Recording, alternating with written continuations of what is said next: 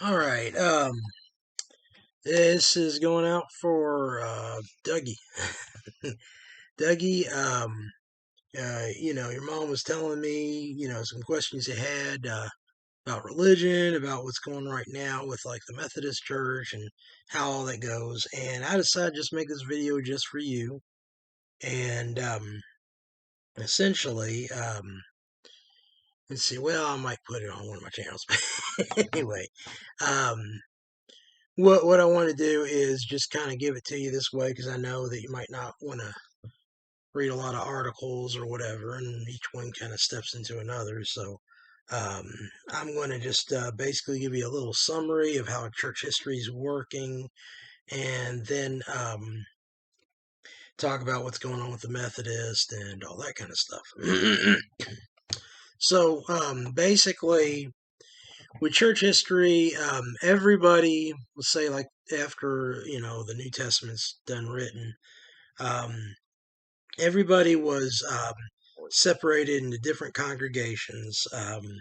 There wasn't any real creed except for the agreement in Acts chapter 15, where the Gentiles are allowed to be Christians.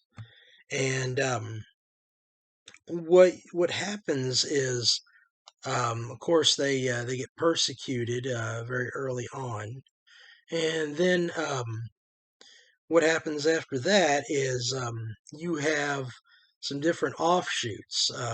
Some that wanted to make Christianity more Jewish, some that wanted to make it more pagan, and that's what we call the Gnostics. And generally, the churches, they were following the apostles and traditions, and they had pieces of the Bible, and they were slowly getting that together.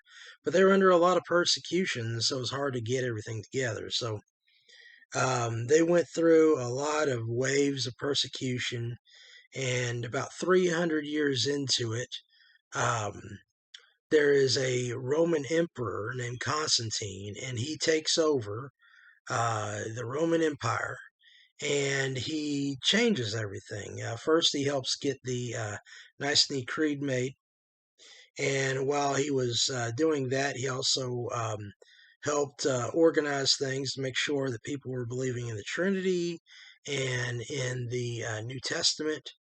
Now, the New Testament was organized on its own, and believers had that.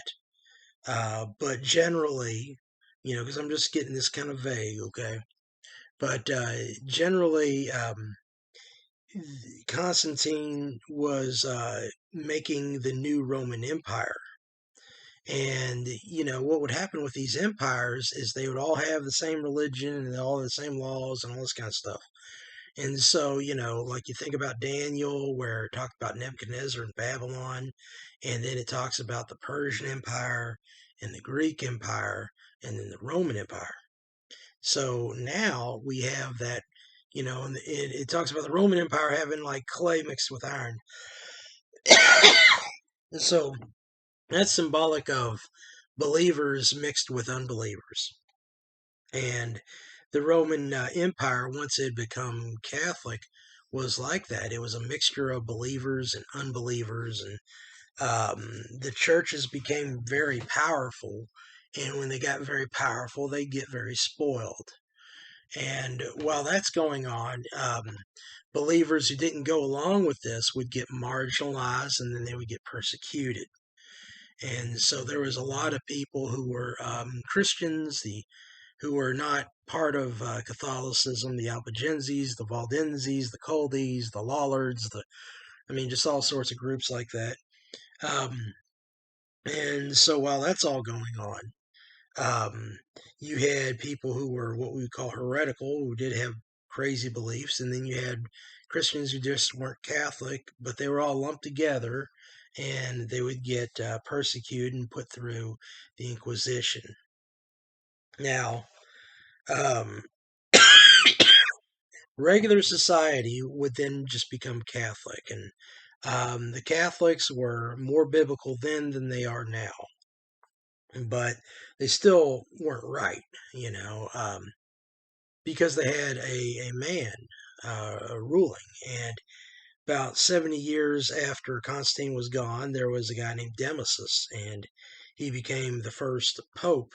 And he'd have this, he would rule the Catholic Church in that same fashion. So the Catholic Church would mimic the Roman Empire, and that's where you got your priest and your cardinals and your bishops, and I think there was like a archbishop, yeah, archbishops and bishops and all that kind of stuff.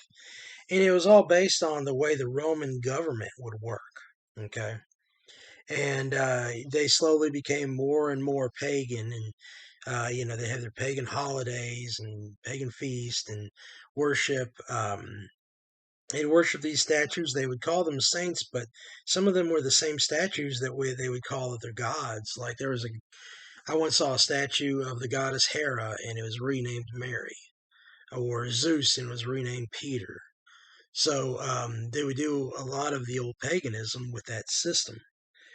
And what happened that changed things was during the Reformation, starting with Martin Luther, people would slowly get back to the Bible and then get into it with the Catholic Church. Meanwhile, the Catholic Church was hitting everybody up for money because they were trying to get into a war with the Muslims. And so they would tax the snot out of everybody.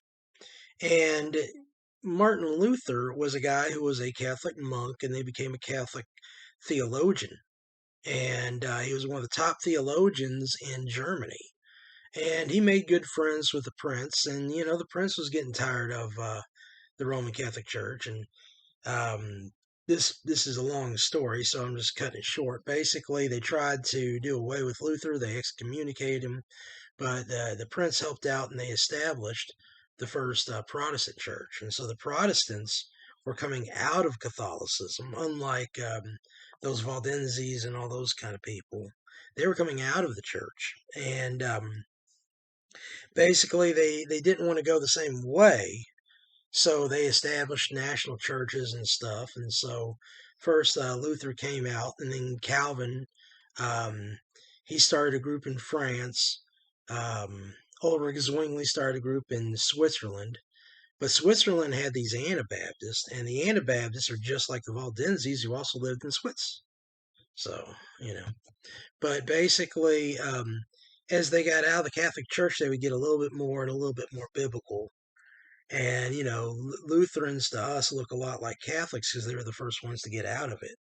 So they have a lot of Catholic beliefs and all that kind of stuff. But there was a church in England. And in England, there was a group called the Lollards, and I think also the Coldies. And some of these groups were being oppressed. And so there was a tradition of Christians that weren't necessarily Roman Catholic. But most of England had eventually become Catholic. And so then you get, a lot of confusion. So they started with Henry VIII, and he had basically, he was a Catholic, but he wanted to kind of separate because of an issue dealing with divorce, and he wanted an heir, and just a royal mess. And so he decided that being disqualified, he decided to go ahead and make the Church of England. And so the Church of England, is really ruled by Catholics. But then they had Protestants who got in there, like Thomas Cranmer, who helped turn the theology more evangelical or reformed. And this is where, they started pushing evangelicals, Protestants started pushing salvation by grace through faith. There had been little sprinkles of it in the Middle Ages and the Dark Ages, but, as far as the ruling Catholic Church, they had gotten away from it. You might see some of their theological guys, start to go there when they were dealing with the Bible. Most of the time, they just didn't deal with the Bible, and they'd make a bunch of creeds and talk about works-based salvation. Okay, so yeah, so first you had Luther, and he had made some reforms so people could believe in justification by grace through faith alone. Then you had Ulrich Zwingli, and Ulrich Zwingli was like where John Calvin would be, but he got into it with some of his students who became Anabaptist, and so he started to almost go to believers' baptism, but backed off at the end of it, and there was a big fight because back then the church was merged with the government, and you needed the government to give you the military power to keep you safe. And so a lot of Catholicism was mixed up in that. So like all this stuff was really more political than it was theological. But those traditions would keep all that stuff around. Now, so King Henry VIII, he starts his Church of England, which they call Anglicans. Okay, that was there was a people called the Anglos, so the English were the Anglos, and so they had the Anglican Church. And what they did was they had a compromise. They had Catholicism for what they do, and the Bible for what they believe. And that didn't work well. Not only that, but you had, every time a new king or prince or queen or something would take the throne, they'd kill off everybody and then, start their version of the religion. So it would go from evangelical to Catholic to evangelical, and people get murdered all the way through. There were crazy types of wars. There was a 30-year war. There was a 100 years war. Um, it was just a very dark period. But essentially, what happened was the Calvinists took over the believing side of things, and the Calvinists believe very strongly in predestination. And what they would do is they'd just rather focus on like breeding and politics as far as their influence instead of going out there and reaching people for Christ or doing missions or anything. They would say, hey, have a dozen kids and, rule the parliament. Like, hey. So, that's what was going on at the time. And then the Calvinists started getting very divisive, but it was because they were trying to get more biblical. And so as they tried to get more biblical, they get away from things. The Baptists had formed at this point. And then, what was it? We got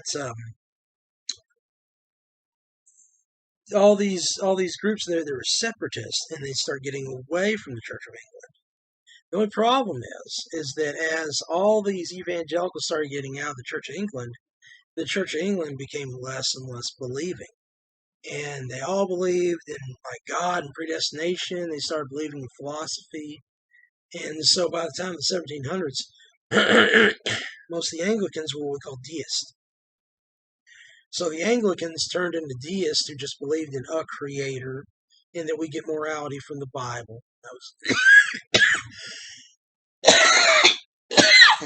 That was about it. So you had, at that point, you had a lot of the church wasn't believing anymore. And that's when they needed a awakening. People needed to get saved again. And it's hard because they would baptize babies and say, okay, you're a Christian when you're born. But that wasn't doing anything. And so as they're getting away from God and they're getting away from the Bible already in the 1700s, some would have a revival and get away from all that. So then you had a holy club, and that holy club was consistent of several members who became famous. George Whitefield, John Wesley, and Charles Wesley. And over in America, another guy who became popular with the Great Awakening, Jonathan Edwards. So they all started preaching, and then the church would make it illegal for them to go preaching and trying to get people saved. So as they would do that, they would go out from Britain and then go into America, and they'd preach and preach all the way, and they wouldn't even preach in the churches; they'd preach in the fields. Okay, so they would go out preaching in the fields and witnessing to people about Christ and the love of Christ, and That's where we first got our Methodist movement. Jonathan Edwards was part of the Congregational movement, and he started to make Calvinism a little bit more biblical about salvation. Like, you must be born again, not just predestined, but you must be born again. And so he started kind of doing a little bit there.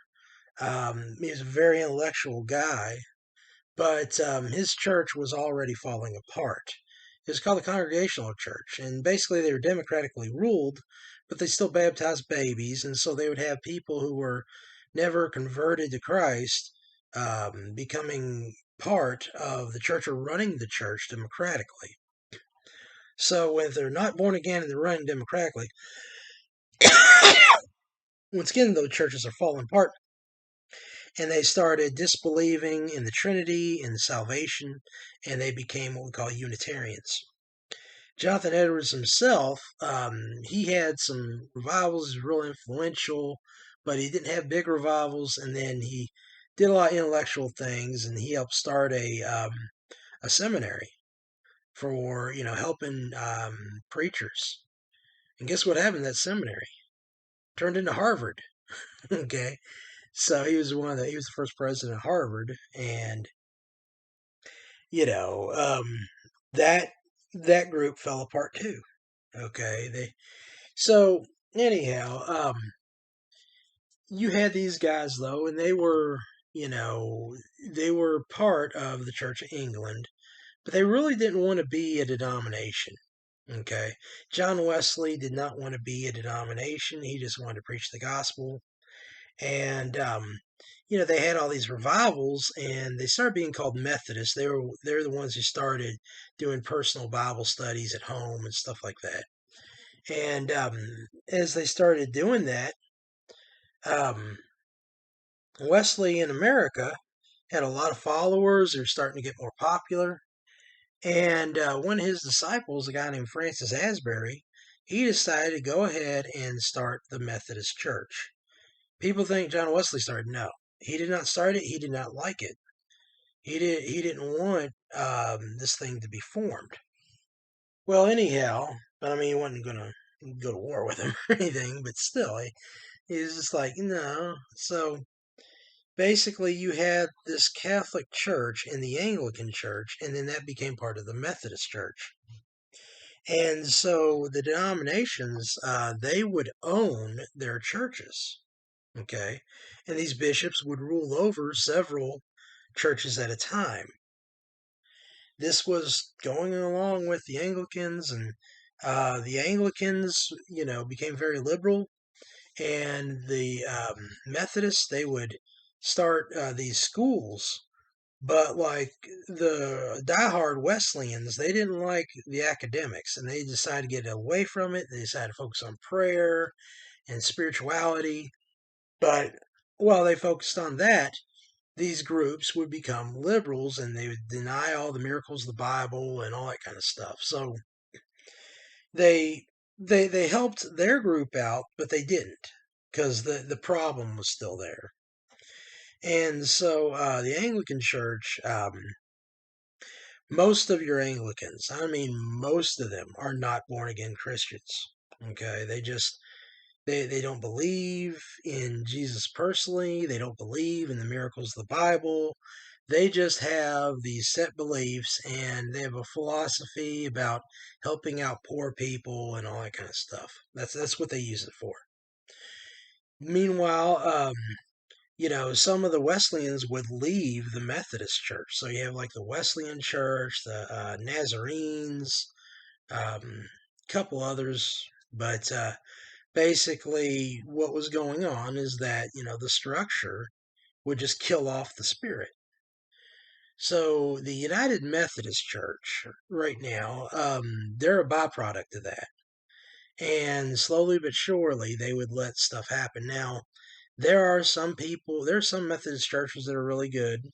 And there are some, like I know a Baptist preacher who basically teaches at a Methodist church, but the problem is that it's non-denominational, so it's kind of like the beliefs or whatever. You have the bishops and everything, and then you got kind of whatever. I mean, some people go like Wesley, and then Some go in all sorts of directions. Some Methodists will tell you that you have to be baptized to be saved, and some won't.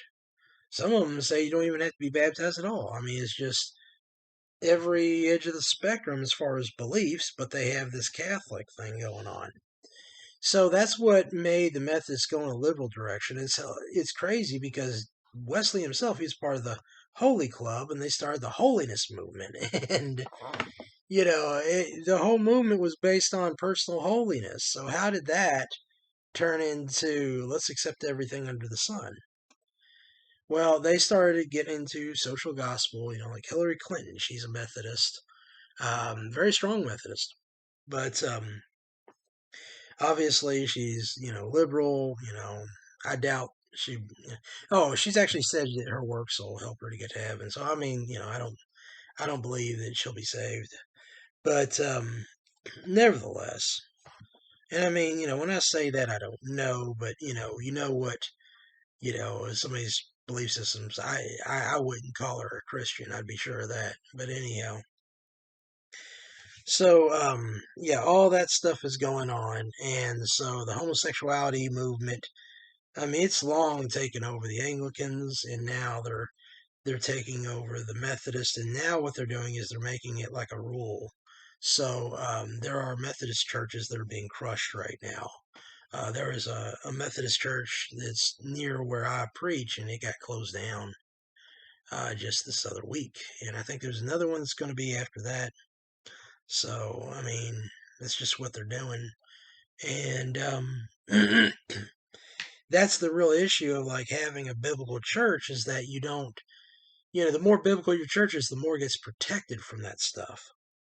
And we believe that Jesus is our Lord. So nobody else is going to come around and be in the Lord.